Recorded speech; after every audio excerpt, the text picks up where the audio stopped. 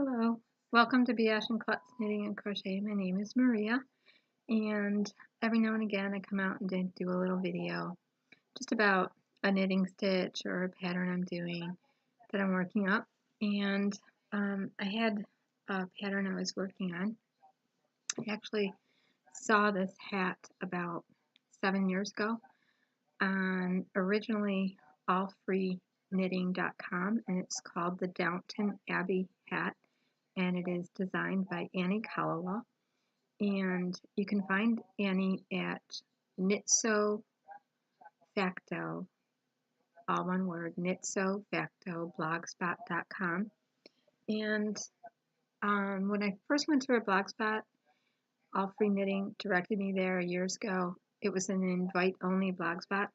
I'm not sure her blogspot might still be invite-only, but her pattern is available for download free, and it's a beautiful hat that I'm not going to do a tutorial of because I'm still making it, and I realized I was making it wrong. And I want to share that I have been for 48 years purling wrong when I purl in the Continental, European, or what's interchangeably called Mediterranean or speed knitting wrong. I've been doing a purl stitch wrong, which has been giving me a look that's very, very delicate look. And I'll show you the difference between what I've come up with it. If I can find what I did with it. I set it aside. Maybe I won't find it. We'll see. I did with it. No, here it is. Okay. So,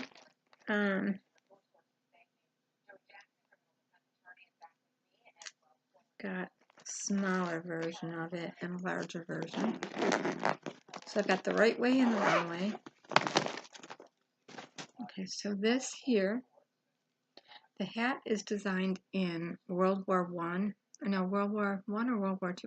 World War I patterns that are very much vintage, of course, and also very simple, where a lot of hats were made in the beginning in a square at the crown of your head. So what people did in those days and in Downton Abbey days, if you think of Jane Austen, Anne of Green Gables, Little House on the Prairie, Waltons, any of those older time periods, women's suffrage, all that,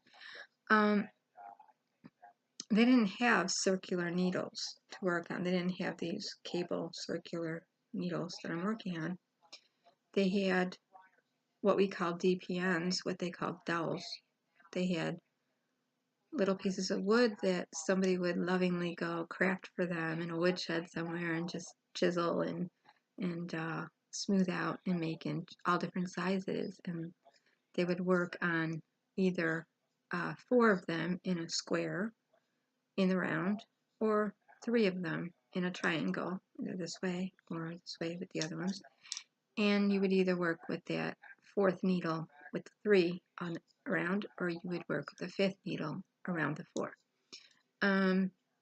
So if you don't have circular needles, don't fret. If you do have DPNs, you can still do it. And for 22 years, I didn't have DPNs, and I didn't have circular needles, and I worked with chopsticks. And it is doable. All you really have to do if you're working with chopsticks is buff them out really good until you get a pointed edge, and then really buff them really good. And then when you get them nice and smooth and a nice point, go ahead and what I find used to help is putting a little bit of clear nail polish over them and just letting them dry that way, and they worked perfectly fine. You can sometimes find better chopsticks by sushi bars usually, or sometimes restaurants will have the plastic ones Those are better to work with because they don't have that little indentation and they are more pointy on the end, and they just are smoother. So if you don't have circular and you don't have deep ends, you can always just grab some chopsticks and work with those. They work perfectly fine. I've made hats with those and all kinds of things. So this pattern, the way Annie designed it, is in her version of the double moss stitch, which is a little different than your traditional double moss stitch, and I'll show you what that looks like. It looks like this is the stitch you're looking to make. It's a double moss stitch. It's a multiple of 2 plus 1. So traditionally in Knitting Guild and Knitting Treasury, and this is Knit and Purl, edited by Erica Knight, published by Interweave Press, and it's my copy. And there's over 250 stitch patterns in here, so it comes in very handy. But this is the double moss stitch, and the traditional way to work it is a repeat of 4 rows, and the first row is knit 1, purl 1, knit 1, purl 1, knit 1 to the end. The second row is purl 1, knit 1, purl 1, knit 1, purl 1 to the end. And row 3 is repeat row 2, and row 4 is repeat row 1, and then you just repeat those 4 rows over and over again, and you get this at a multiple of 2 plus 1.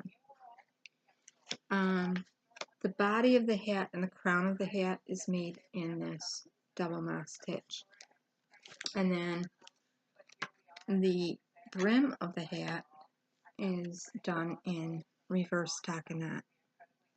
So you have this very pretty, it's very, very pretty. That's what you have going on here. Get my hands going right here. You've got this very textured double moss with this very pretty purl stitch over the top of it that looks very pillowy and puffy.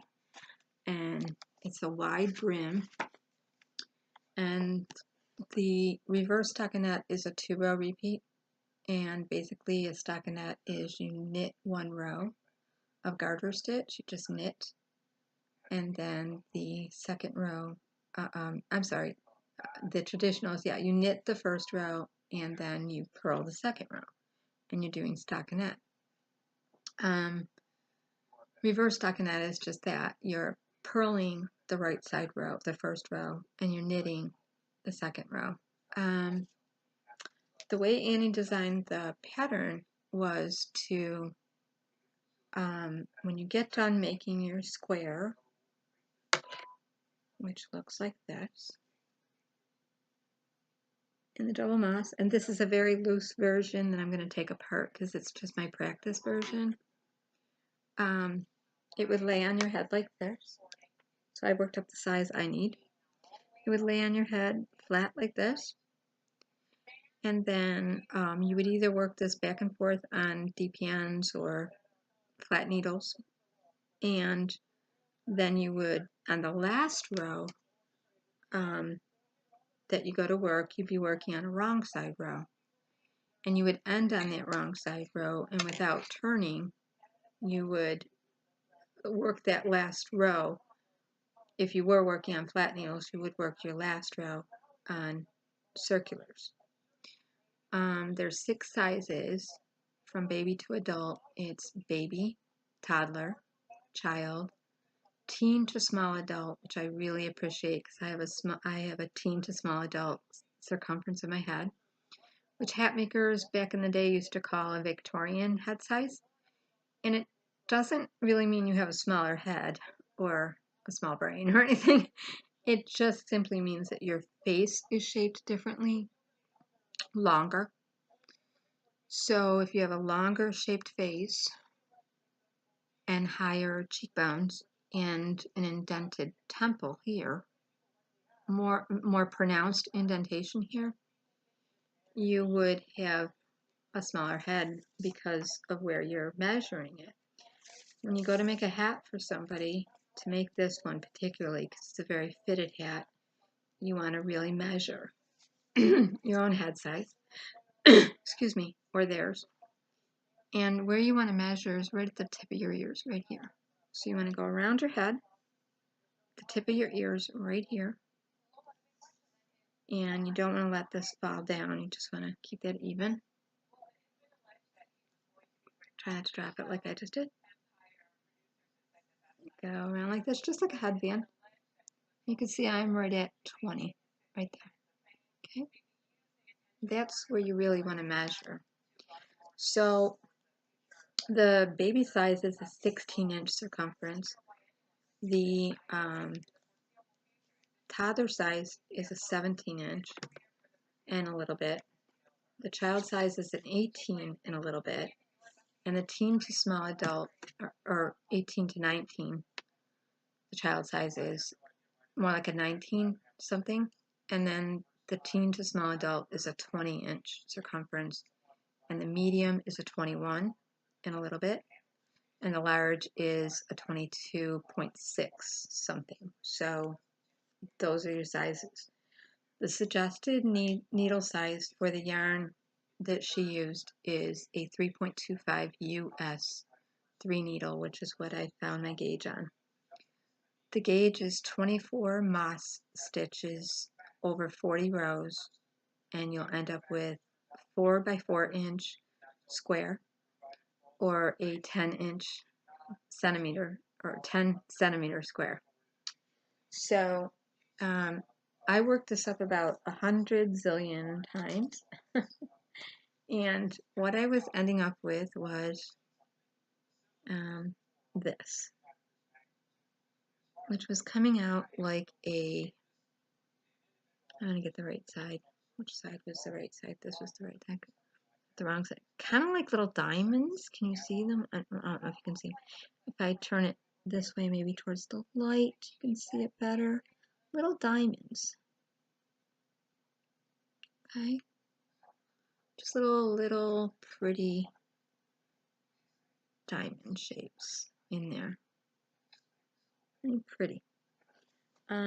So it was a very textured, pretty look. So my cat Dustin's hair there. Get that out of the way. So that's what I was ending up with, and I could not get my gauge. No matter how many times I worked it up, I couldn't get my gauge. Now, a lot of people don't like to purl when they do English style purling, because English style purling can be awkward for some people, for English or American knitters. So Annie made this pattern, being from the United Kingdom, from the UK. She knits Continental style, so she purls Continental style, so purling is really easy. So what she said to do is go ahead and repeat your double moss 4-row repeat, which her version is a little tweaked, but it comes out exactly the same as a double moss. It's a 4-row repeat, but with a multiple of 2. So each of your sizes will be a cast on with a multiple of 2. And her pattern is 4 rows. The first 2 are knit 2, purl 2, knit 2, purl 2 to the end. And those are the first 2 rows. And then the next 2 rows are purl 2, knit 2. So it's knit 2, purl 2 for 2 rows, purl 2, knit 2 for 2 rows, in a multiple of 2. And you'll end up with this, which looks a whole lot more like I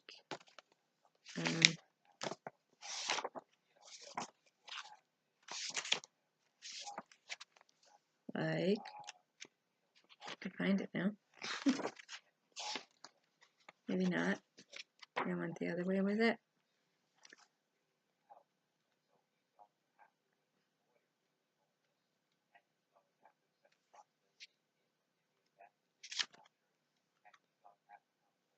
I lost it. Where did it go? Where did it go? I put a little piece of paper in there to save it, but, well, you know what I showed you. It's in here somewhere. I don't want to have to go to the table of contents because I don't have my glasses on right now.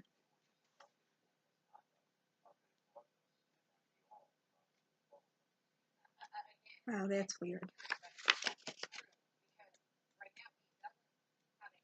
I must have dropped the paper out of it. It's gonna drive me buggy now. I'm gonna have to look for it. There it is. So you will end up with that. With Annie's version, you will. They're using a very they're using Annie's using a light 3 DK yarn. The line she's using is Subline Extra Fine Merino Wool DK3. So basically, if you want a comparable yarn, you want to work with something that is a DK or a 3. So that would be anything under a 4 medium worsted weight and over a 2 lace sock yarn, that kind of thing. So yarns that I found that work for it are Comfy Cotton Blend by Lion Brand Yarn. This is a really beautiful yarn to work with. It's cushy, it's soft, it's lovely, and it's a combination of 50% polyester and 50% cotton. And you can see how thin it is, okay? And this is called Whipped Cream. There's 7 ounces in here. Every size will need, if you're using the Subline Extra Fine Merino DK3, every single size you work out of those 6 sizes will take 1 skein of that kind of yarn. And the baby one will take 1 skein for the body of the hat. The rest of them will take 2 skeins for the body of the hat. So you'll need a total of 3 for most sizes, 2 for the baby.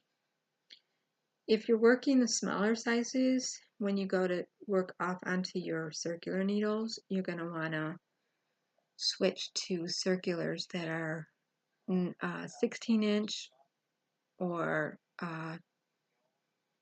40 centimeters, or 24 or 61 centimeters for the larger sizes.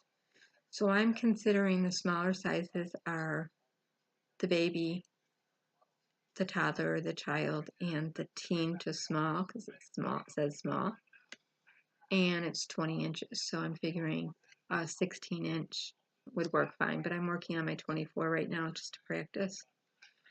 And the larger ones you'll want to work on the larger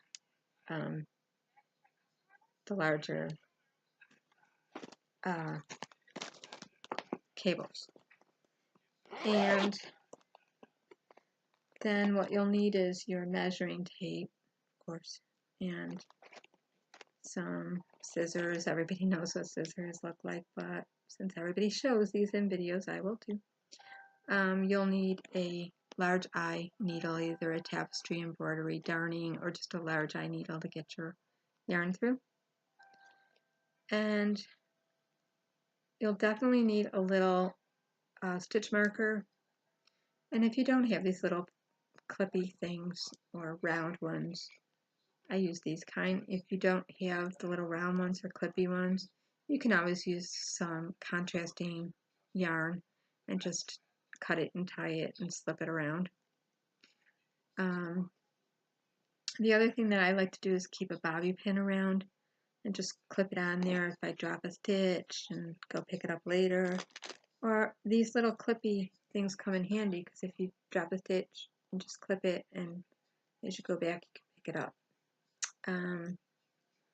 So that's that. That's everything you need. But I'm not going to, now, even though I told you all that, I'm not going to do the pattern. I'm just going to show you that this is what I was ending up with. This way. Diamond. Little diamond shapes. They're really pretty. Pretty pattern. delicate, but not the moss stitch, not that rich textured stitch. The way the hat again works real quick is you make the square and then you knit off onto your circulars, whatever size you're going to need for your size. You do your last row on those circular knitted needles. And it's considered an advanced beginner, but I'd say it's beginner. As long as you're comfortable with knitting in the round, you should be fine. The beauty of the hat really is that after you knit off and you join, you're going to go ahead and use a slip marker to mark the beginning of your join and keep going in the round. But you're working that last row, and then your needle will be over here. And on that last row, you will be looking at the wrong side. Let me do it this way. You'll be looking at the wrong side. And how you can tell you're on your wrong side is your waist tail and your working yarn will be opposite of each other. Your waist tail will be on the left side, and your working yarn will be over here on the right. When you're working a right side row, both your working yarn and your waist tail, which of course mine is disconnected because I cut it off, is going to be on your right side facing you. So the right side is facing you now, and the wrong side is facing me. I did that right. Okay. No, it's this way. I'm sorry, it's this way. Okay. So I'm looking at it opposite in the camera. But as many times as I tried it, I couldn't get it right because I was purling wrong. It's been a challenge for me my whole life of knitting when I knit to go ahead and get the gauge right, and I've never been able to figure out why. I don't like to English purl. Annie has done all of it with the wrong side facing us so that you're purling about 30 rows on the brim. After you work the sides, your hat will shape down to about here. And it will come right to about here, snug. So, and you'll kind of wonder, how's this hat going to stay on me? The first wind that blows is going to blow off. It's shown in the back of your head. It's shown in the front.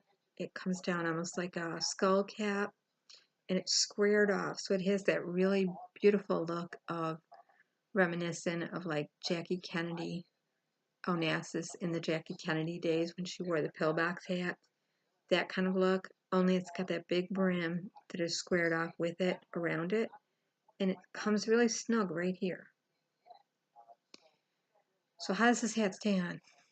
Well, what Annie has worked into the pattern is what you can't see is the ribbing. After you get done doing the siding, you go right into double ribbing that is invisible, that comes down from the side over your ear to hold it really snug. And then you work this big brim of 30 rows of purling that you flip up, and it totally covers the ribbing. So you don't see that ribbing at all, and the hat stays snug on you. It's really pretty. It's shown in two contrasting yarns, dark gray and light gray. And if you really want to stay with that, I say if you want to stay with the World War I era, I'm hung up on my yarn, which is why this is called Biash and Klutz knitting. I will drop my yarn, I will get tangled up in it. I'll be all thumbs, and that's okay. Gonna keep it real and not edit it all out. Okay, so you'll see all my little mistakes, and I'm going to show you a big one here, a big mistake that I've been making. I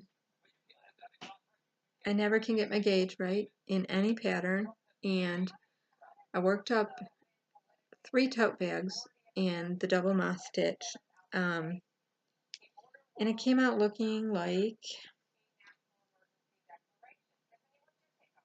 this instead of like this. So to my daughter, your tote bag is totally wrong. It's not supposed to look that way. To my friend Vicky, your tote bag's wrong. It's supposed to look different. And I just ripped out a complete one that I was making I was doing it in Navajo knitting for my cousin, and it was part of something I was giving her, and I ripped it out when I realized I've been purling wrong for 48 years. It's never too late to learn. So I'm going to be 60 in May, and I mean, there's been hints over the years that I've been purling wrong, but you know, a little slow on the uptake here, a little slow. So let me find my needles, and what I'm working with here is 6.0 Takumi Clover double pointed needles. So I'm using oversized needles just for demonstration purposes, and just because I don't want to get the needles caught in my cuffs here. So these are 8, I think they're 7.5 to 8 inches. I should measure them just to see what they are. So I have shorter ones and then I have longer ones, and these are kind of the in-between ones, 7-inch. So that's what they are. And this is Karen Simply Soft, and this is another comparable yarn that I found that works. So the Lion Brand Comfort Cotton Blend, polyester and cotton, really nice. This is a 3. It's considered a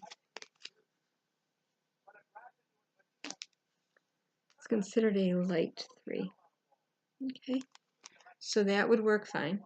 And I chose Takumi, I'm sorry, Karen Simply Soft, their economical yarn, because if you've ever worked with Karen Simply Soft, you know that it's really soft. It can be a little splitty to work with, but it's really super soft and super duper shiny. It's got a really beautiful shimmer. This is in lavender, and I picked 2 very vintage colors, a dark, and you can see the shimmer in that, a really dark it's called charcoal gray, Karen Simply Soft, with a C, Karen, and lavender. So these are very reminiscent of vintage, Victorian.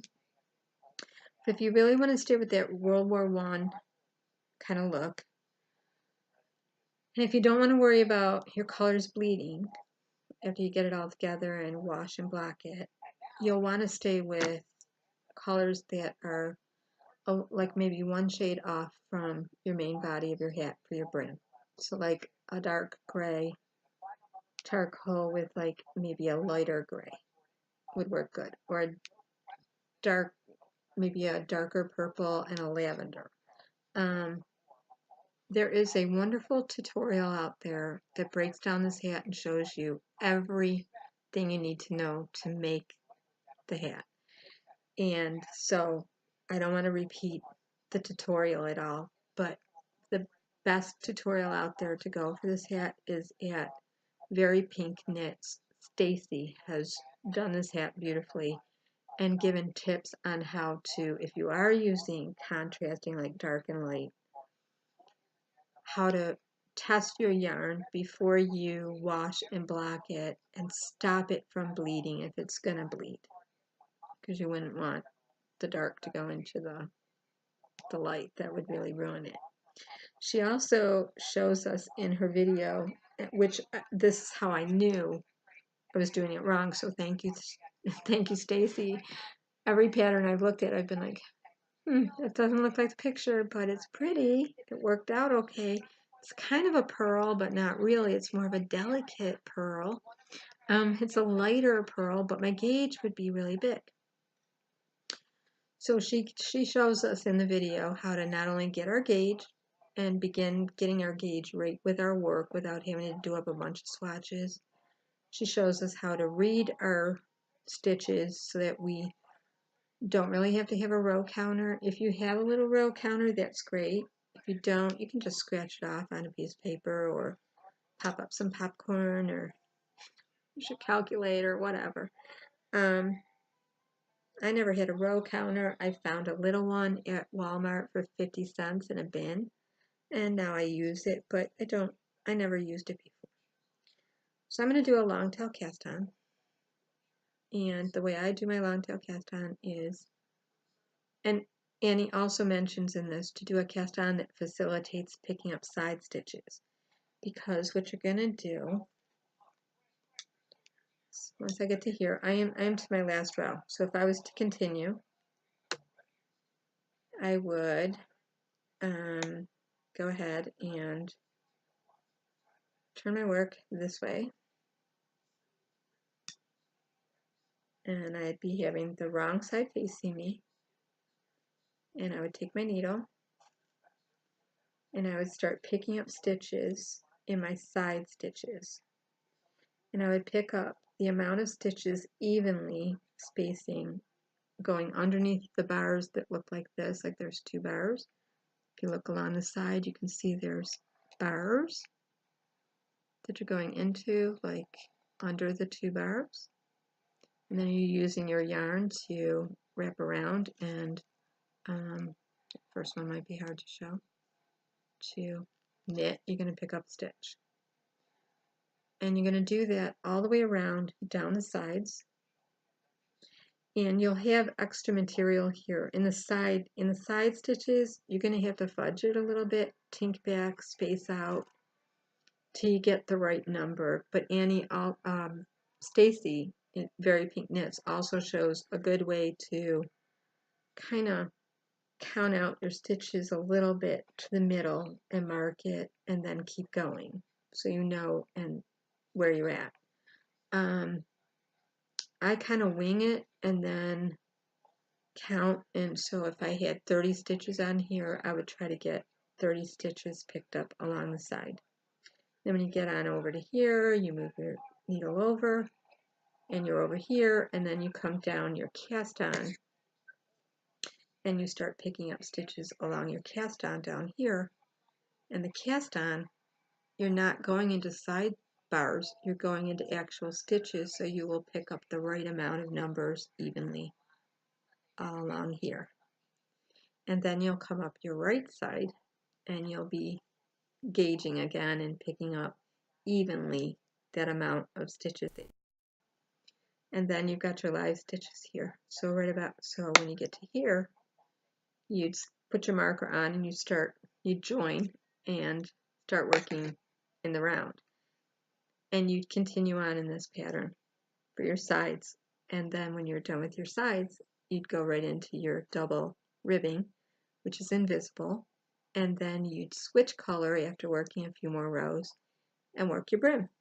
And you'd be purling. And by having the wrong side facing you, you would just be purling straight and then turn the hat inside out, and it would be all purled, and your texture would be here on the hat. So it works up beautifully. But what Stacy has done at Very Pink Knits is shown us how to, for people that really break out in a sweat and don't like to purl, how to knit wherever it says in Annie's pattern to purl, to go ahead and knit. And by just having the right side facing us instead of the wrong side facing us. So you would actually knit an extra row, and then you'd be on the right side facing you and work it. So it would work up fine. Okay, all that's out of the way. Now I can show you what I've been doing wrong really quick. So a long tail cast on facilitates picking up stitches pretty well, I think. She suggests a knit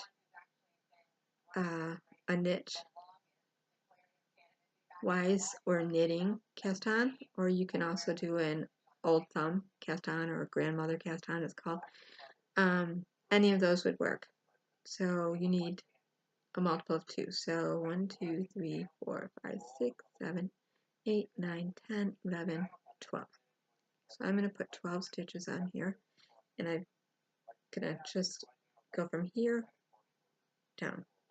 I'm going to go ahead and make my slip knot here, and my yarn's pretty torn up because this is old yarn. I'm just showing it for demonstration. The way I make my slip knot is I turn and I grab that top strand and just make slip knot. Your slip knot is your first stitch. A long tail cast on is, there's tons of tutorials out there. This is your tail, your long tail. Then your working yarn is this attached to your working yarn. It's also called a double strand sometimes.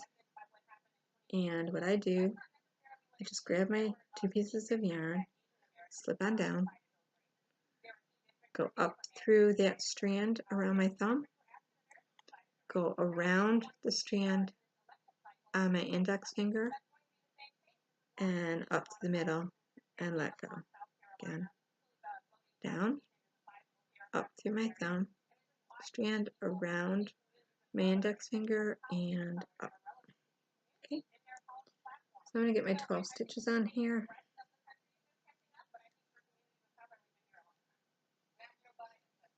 And get that up. 2, 3, 4, 5, 6, 7, 8, 9, 10, 11, 12. I have a little extra tail there, but it's okay. 1, 2, 3, 4, 5, 6, 10, 12. Well, I'll do more.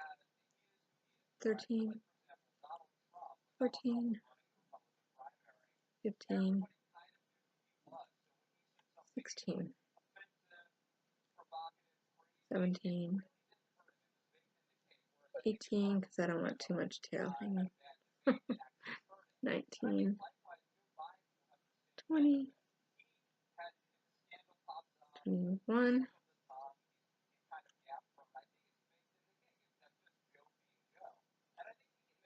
22,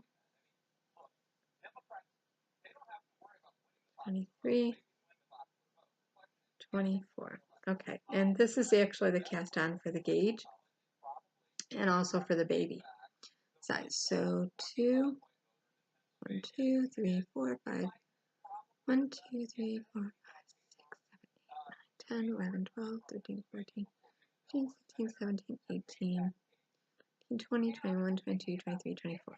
Okay, not the best. It's a little uneven right there, but it'll shake out as I'm working. Okay, so the first thing you're going to do is knit 2. So your yarn is in the back when you knit, and you're going left to right with this needle underneath. And then you're taking your working yarn, not your tail, and you're wrapping around that bottom needle. And then you're pushing off like this, and you've got your first knit stitch. I'm just going to snug that up, going in, around, down, and off. Okay. Now a traditional English style purl, your yarn is in the front. You're going to bring it between this needle and in between the stitches in the front. You're going to work this needle right to left over the top and wrap around this way and then push off. You've got a purl. And then you bring your yarn back in the front and you go right to left, you wrap around, and you do this. Okay. And then your yarn is in the back automatically, so you knit 2. And again, you bring your yarn in front, in between the 2 needles, in between the stitches, wrap around that top needle, shove off like that. Again, you bring your yarn in the front. You can see how this might be a little bit awkward for people to do sometimes because they have to stop and bring the yarn in the front, so they have to come off the needle to bring their yarn in the front. That one didn't seem right. Wait a minute. Do that one again.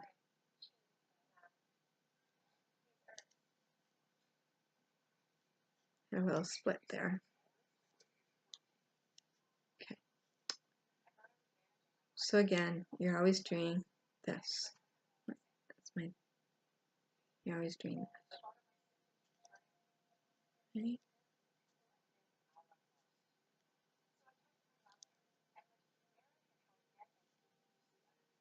But you see, I want to keep holding on to that yarn.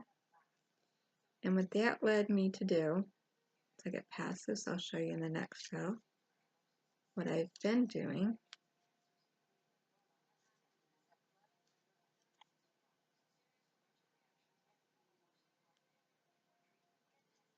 And I mean, I guess I'm okay at English purling, but I, for years, have been doing it a much quicker way, in a much more fluid way, where I don't have to keep doing this by just staying on the needle and working with my left index finger to direct the yarn, which is very much like what Continental is, but I was doing it wrong.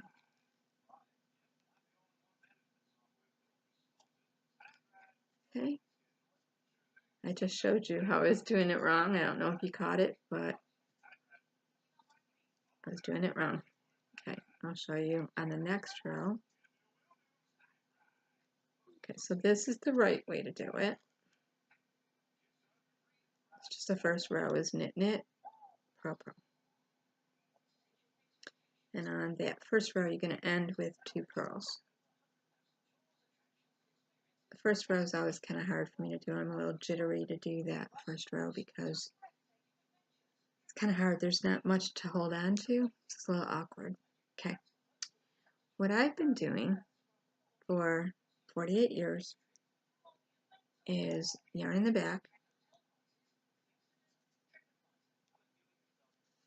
knit, knit. I've been doing a combination of English knitting and my version of Continental, Mediterranean, European purling, which my finger has the yarn in the back. I bring it to the front. And it's in between these 2 stitches, and I'm holding it over the top with my finger.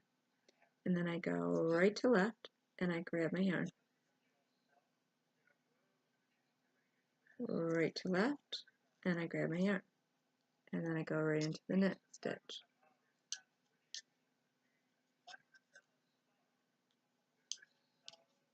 And then my finger brings it right to the front, like this. And as long as you make sure you pinch down your stitch, you can keep your tension pretty good and keep going like this.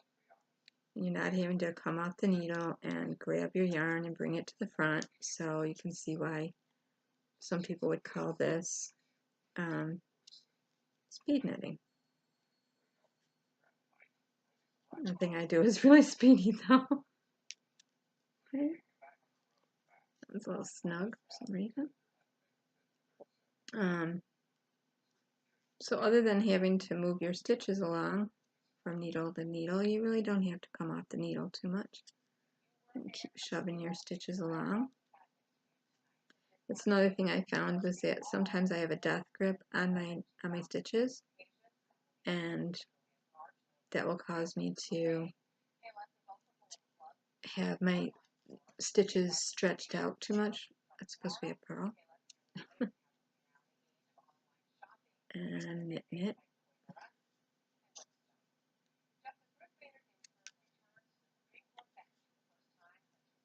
And purl, purl.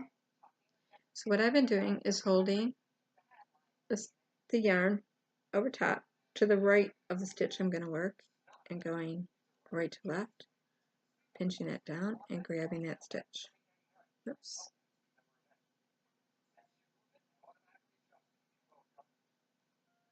I lost a stitch somewhere right here. Get it back on.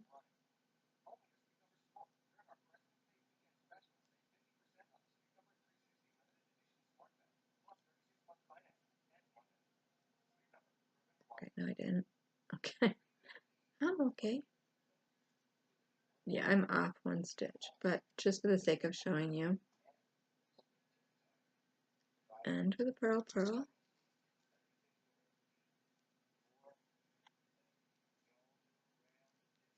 Okay. So that's what I've been doing, which ended up with this happening. That pretty little diamond stitch. There. Still a very textured stitch, which would work for the Downton Abbey as long as you get your gauge. It would work, but it wouldn't be Annie's pattern, which I really love. So what you really need to do to purl, let me go ahead and knit 2 stitches. The proper way, I guess, one of the how I finally got this to work is I realized that bringing my yarn over the top and going right to left and grabbing it like this was not enough. I have to bring my yarn over the top and to the left of that stitch. So I was going here. I need to go here to the left past that stitch and then right to left and then wrap around. And you can almost feel it's like a double wrap. It makes a very pronounced purl. So you just, the only thing you're doing different is knit.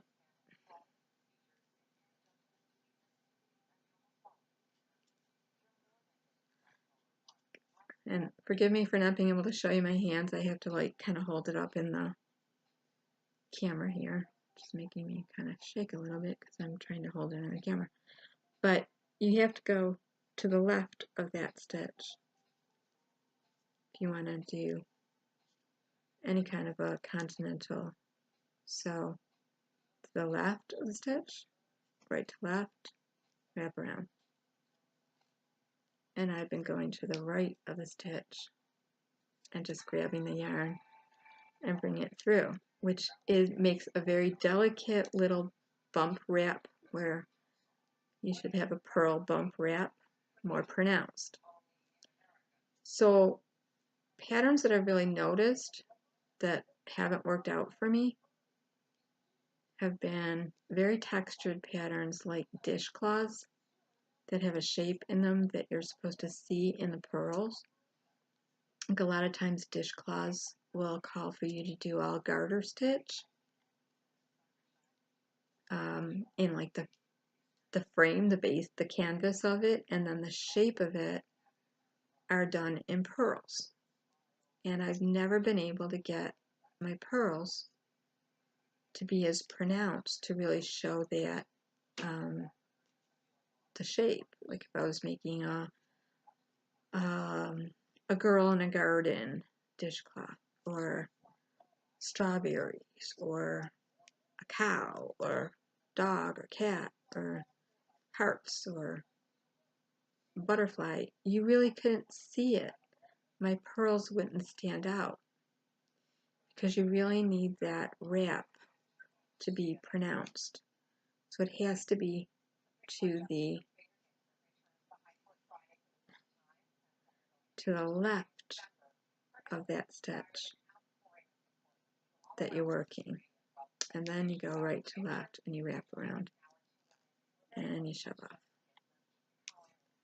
And that automatically starts bunching up those stitches and making them look more pronounced.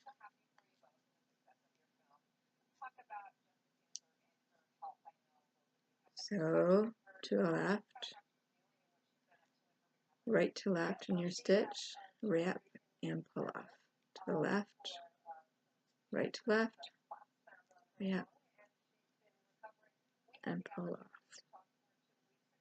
I have a little split there.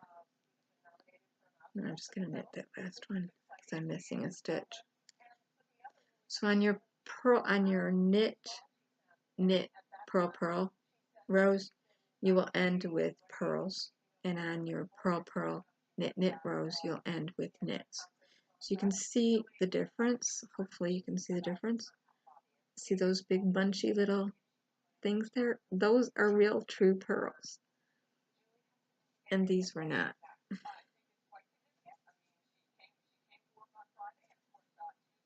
Pretty. Really pretty. A pretty stitch. I think I may have made up a stitch, I don't know.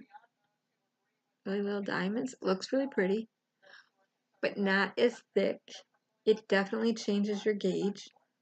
You're gonna definitely get your gauge if you're doing the pearls the right way. So I just wanted to give a little example and show you a mistake that I've been making. Again, I'll be 60 in May, and I was doing my pearls wrong. When I did them Continental, Mediterranean, European, the way I thought I saw it being done. I used to watch my grandmother's, and I wasn't one for asking a lot of questions. 'Cause honestly, both of my grandmothers had an attitude of like, just watch. They would explain as my one grandmother couldn't really explain it well. She'd be like, do this, and then just watch. And my other grandmother would be like, just watch. And she worked so fast. She'd be like, watch what I'm doing. And I thought that's what they're doing. But then like I said, in many knitting circles I've been in, I have sat next to seasoned men and women that have been knitting forever, and we'll get together to knit something, squares especially, knitting squares. And if we get a pattern where there's a lot of purling, a lot of times people will look at it and be like, I don't really want to do this one. There's a lot of purling. Oh, give it to her. She's Mediterranean, Continental. She's speeding along with the pearls, and I'd be like, I love pearls. I'll do it. And they would turn out, but a lighter version, so it just wouldn't be as pronounced. So, but obviously you can see the difference here. Huge difference. So this,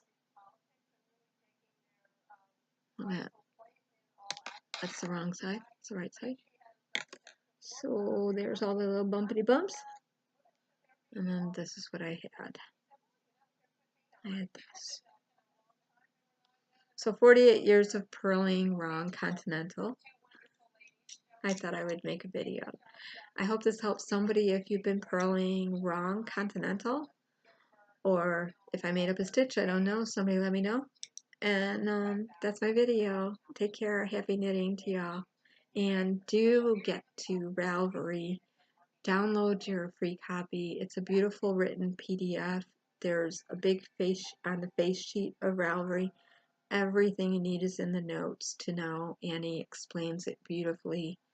Sizes, yarn, comparable yarns, why she tells us to knit and purl in the opposite direction, hold our work the wrong way. All that's explained. And I think like 2 or 3 of the patterns have been tested just fine. It's in video form with Stacy at Very Pink Knits, and she will break down the hat beautifully for you, and you can make it. It's really easy. And I think it's also translated into Spanish and French. So not sure about that, but it is. It's translated into a couple languages. So Knit So Facto, Blogspot. Thank you, Annie, for the beautiful free download of so many generous sizes. I'm working on the teen to small now, and I might make a toddler size for a friend of mine. All credit to Annie Kalawa, thank you. And thank you, Stacy at Very Pink Knits. I would have never realized why I couldn't get my gauge had I not watched you kind of carefully and all the tips you gave in your video. So that's my video for tonight. Take care, everyone. Bye.